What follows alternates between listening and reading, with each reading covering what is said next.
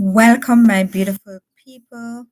Thank you so much for joining me on this live chat. I'm your host, Posha Malcolm. I'm so excited to have you here today. I hope you're all doing well. Let me know in the chat where you are tuning in from. I love to hear. And I'm going to bring my screen over here so I can see better. All right. So on this channel, I offer encouragement and bring you closer to nature through serenity, music that soothes the soul. I also create content that informs, inspire, and motivate you to live your best life. Together, we'll overcome fears and anxiety, explore personal travel destinations, share practical travel tips and updates, and highlight incredible businesses, organizations, and events. To my regular viewers, thank you for always supporting me and watching my videos to the end. It means the world. If you have been enjoying my content but haven't subscribed yet, please consider supporting me by hitting that subscribe button and giving this video a thumbs up. And my new viewers, welcome, welcome, welcome. You're not here by chance. You were meant to be here, and I'm so glad you joined us today. February is Black History Month, a time to honor the past, celebrate the present, and inspire the future. For resilience to revolution, Black history is world history. Join us as we recognize the pioneers, the trailblazers, and the change makers who shaped our world.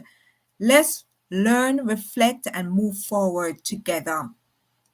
Canada, each February, right across Canada, we participate in Black History Month events and celebrations that honor the legacy and contributions of Black people in Canada and their communities. The 2025 theme for Black History Month is Black Legacy and Leadership, celebrating Canadian history and uplifting future generations. This theme acknowledges the diversity of Black Canadians, the importance of Black leadership, and the legacy being built for future generations. Black communities are diverse at many levels. Those with a long history in this country have established a legacy for the newer communities. The theme underscores that Black Canadians have a rightful place in the nation's narrative, with over 100 years of historical presence on these indigenous lands, deserving acknowledgement and celebration. And I agree. And so they invite all Canadians to learn more about Black Canadian communities and how they continue to help to shape Canada.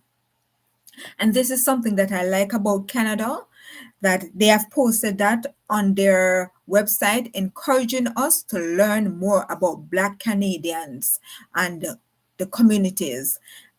And I like that about Canada because they really support each, ethnicity. They support different communities, and they encourage you to continue to those culture that you're from, that you still practice even in Canada once they're healthy. So that's, for me, one of the things that I like about Canada. So please subscribe, share, and be a part of the conversation this Black History Month. I have quite a few stuff lined up for you. Pray for me that everything will materialize as I planned them to. So Black history is happening right now. All right. So Me black and me strong. Yeah, I'm a black, strong woman. Yes. And I am also a black leader. Yeah. All right. So today we are going to learn about Anderson Ruffin Abbott, Canada's first black doctor and a trailblazer in medicine. This gentleman has accomplished a lot. All right. So let's dive in, and we're going to learn about him together. I don't know much about him, but we're going to learn. So Anderson Ruffin Abbott was born on April the 7th, 1837. And let me use my calculator to see how long that was. Don't want to take it only from my brains. We're now 2015, right? 2025 minus 1837, 188 years ago, he was born. So he was born in Toronto, Upper Canada, to a prosperous and influential black family. Let me start over again because I might have to edit that. So Anderson Ruffin Abbott was born on April 7, 1837 in Toronto, Upper Canada, to a prosperous and influential black family, and that was 188 years ago.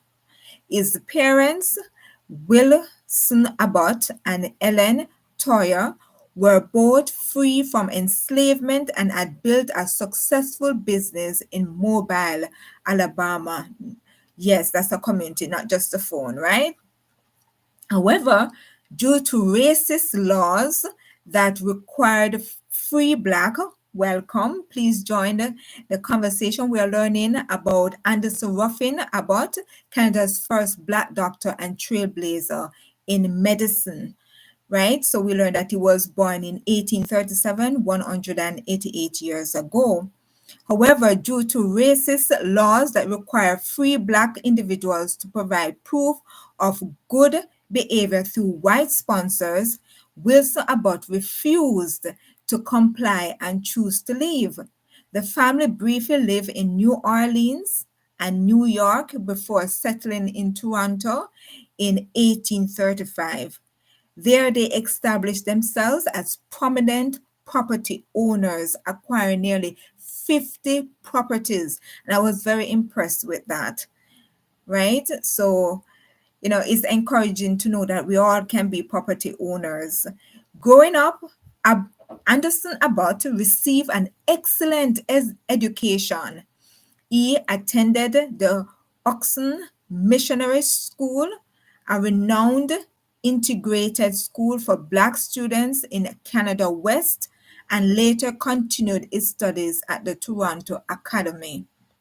He later enrolled at Oberlin College in Ohio, before returning to Toronto, where he studied chemistry at University College and then medicine at the Toronto School of Medicine.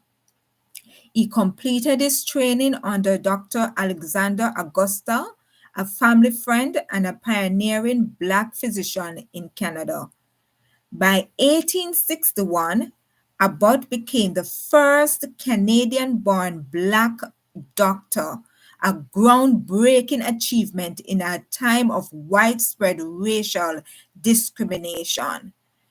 So it was a totally different time than what we are experiencing now. Now we have so many Black doctors, and he has paved the way for those doctors that we have now. Anderson Abbott.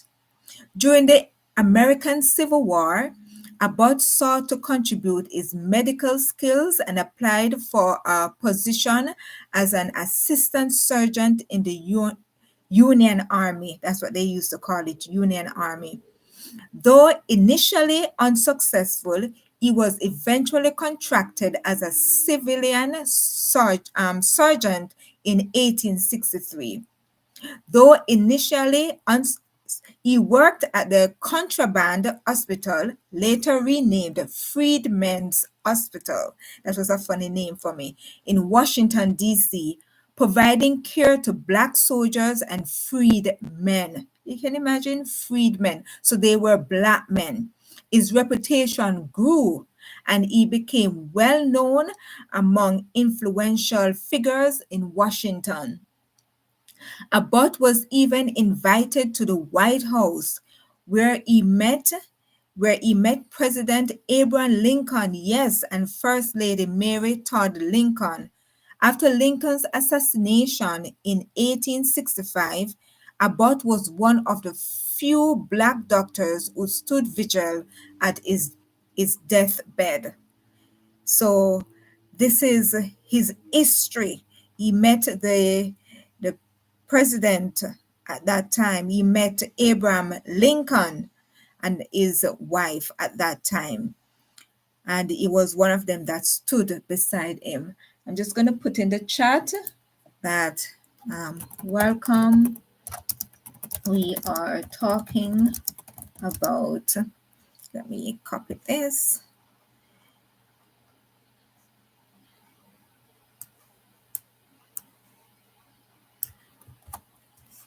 Just setting up the chat so when persons come, they can participate.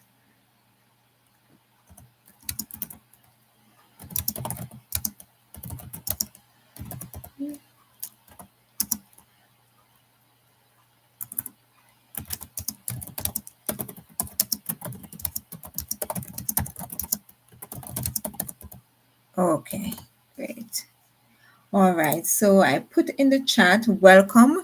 We're talking about Anderson Ruffin Abbott, Canada's first Black doctor and trailblazer in medicine.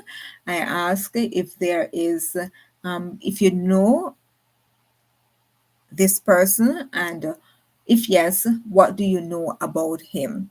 All right, so I would love for you to participate in answering those questions, and we can always discuss further to your response. All right, so let's continue to learn some more about this dynamic man who became the first Black doctor, right?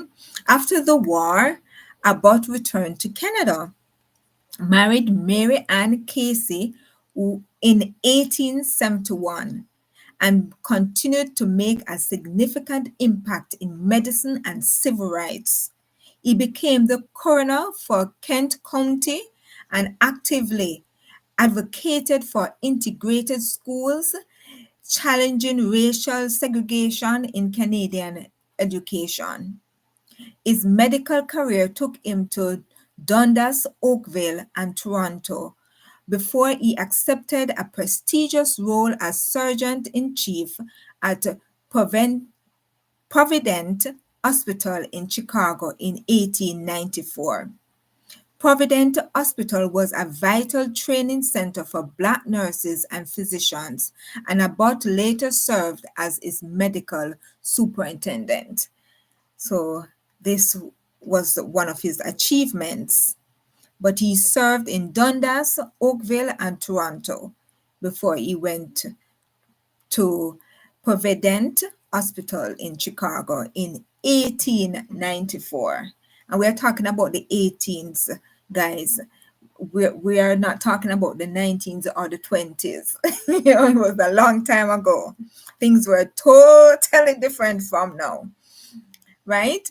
And so we move on to in his later years, right? In his later years, he returned to Toronto and dedicated himself to writing and documenting Black history. Wow. His legacy lives on through historical recognitions. In 2008, the Ontario Heritage Trust and the Chatham-Kent Black Historical Society honored him with a provincial plaque. In 2023, the Toronto Public Library and the Canadian Commission for UNESCO added Anderson Ruffin Abbott Archive to the Canada Memory of the World Register.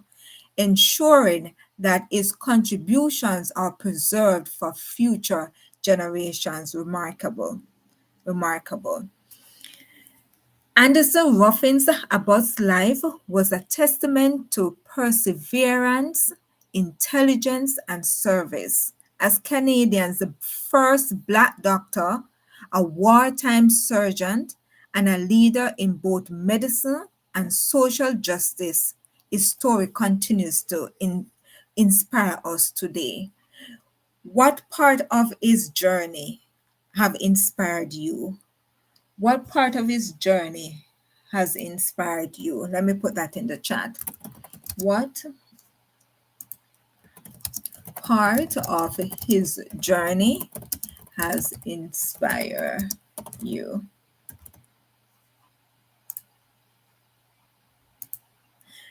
I like the fact that, he went to war and he served in the war as a sergeant, a civilian sergeant.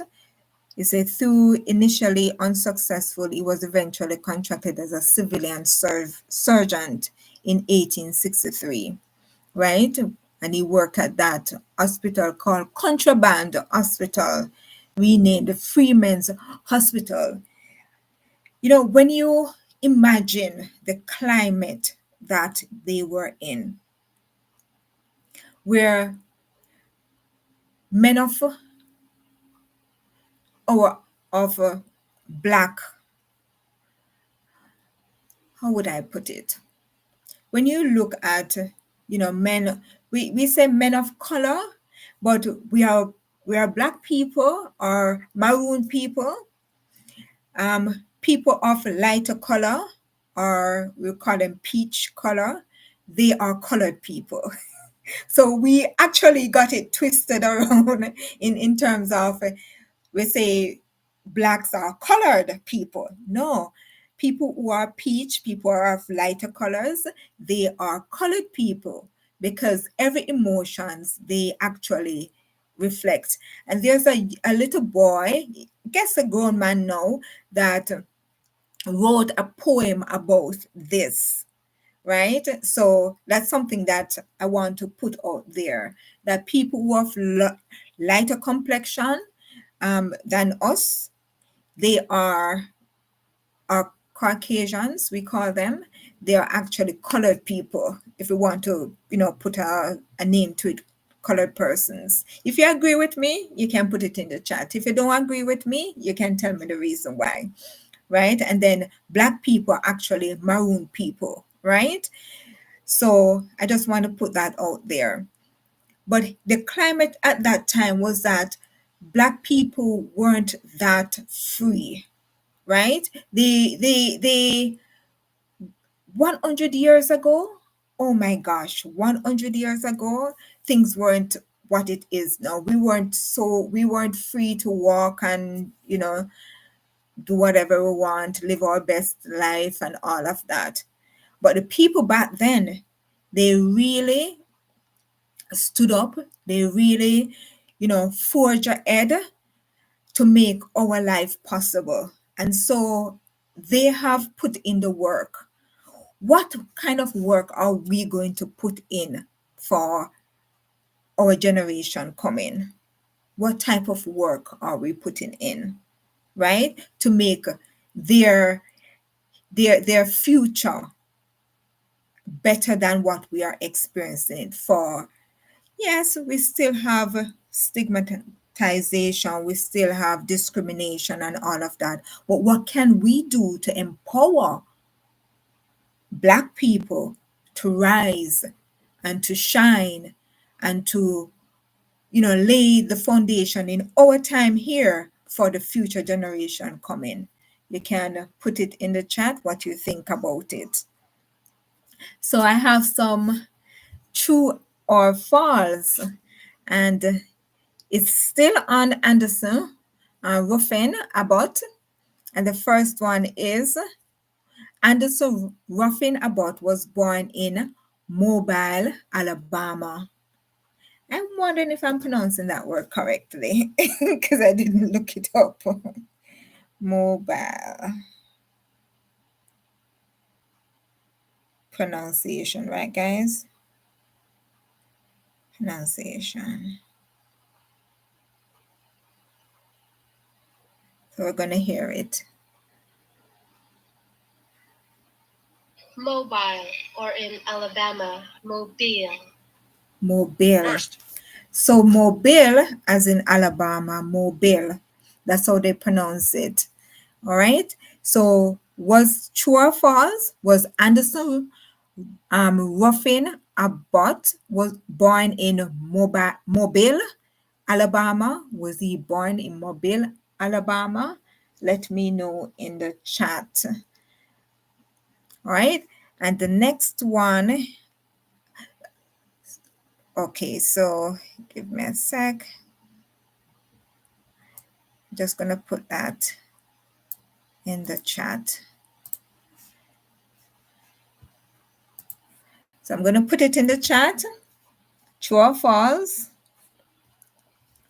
And then when I'm finished with all the questions, I'm going to go over them and tell her the answer.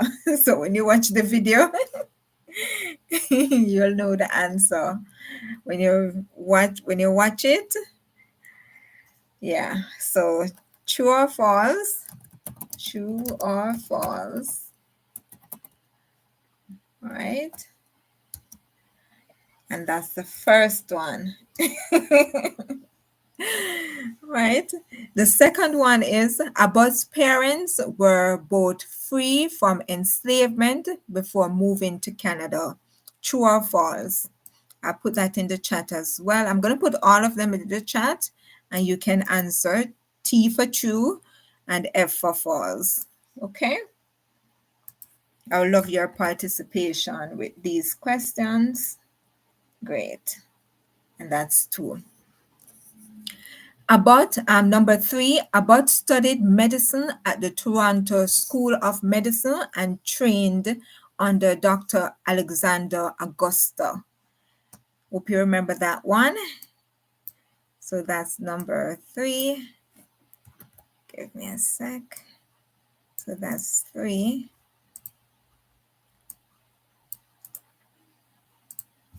Put that in the chat. That's number three. And then we have number four. Abbott was the second Black doctor in Canada. Abbott was the second Black doctor in Canada. Paste. Send. Right. During the American Civil War, Abbott was a soldier in the Union Army. During the American Civil War, Abbott was a soldier in the American Army. True or false? Let me know if this is true or if this is false. Right? Number six, Abbott met President Abraham Lincoln and stood vigil at his bedside after he was shot. Let me know if you remember this one or if you know this one. So this is 6. Number 7, after the war, Abbott became the mayor of Toronto. True or false? True or false? Number 7. All right. We're moving. We have 5 more to go. Abbott moved to Chicago, where he worked as a sergeant-in-chief at Provident Hospital or Provident Hospital. True or false? True or false? Let me know. Number 9, Abbott actively fought for segregated schools in Canada. Abbott actively fought for segregated schools in Canada. True or false? Let me see. True or false? Right. Number 9, Abbott's contributions to Black history were officially recognized by the Ontario Heritage Trust in 2008. True or false? Abbott's contribution to Black history were officially recognized by the Ontario Heritage Trust in 2008. Number 11. Number 11. In 2023, Abbott's archives were added to the Canada Memory of the World Register. In 2023, Abbott's archives were added to the Canada Memory of the World Register. True or false? I hope you remember this one.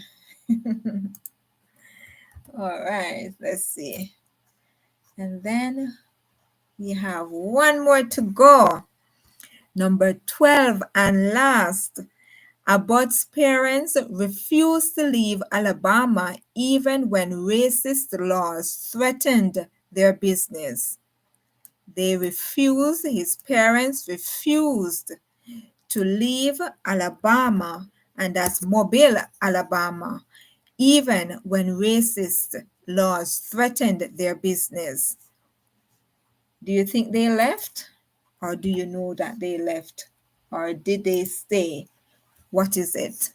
You can answer, you can just put the number and T for true, F for false at the number. Okay, great.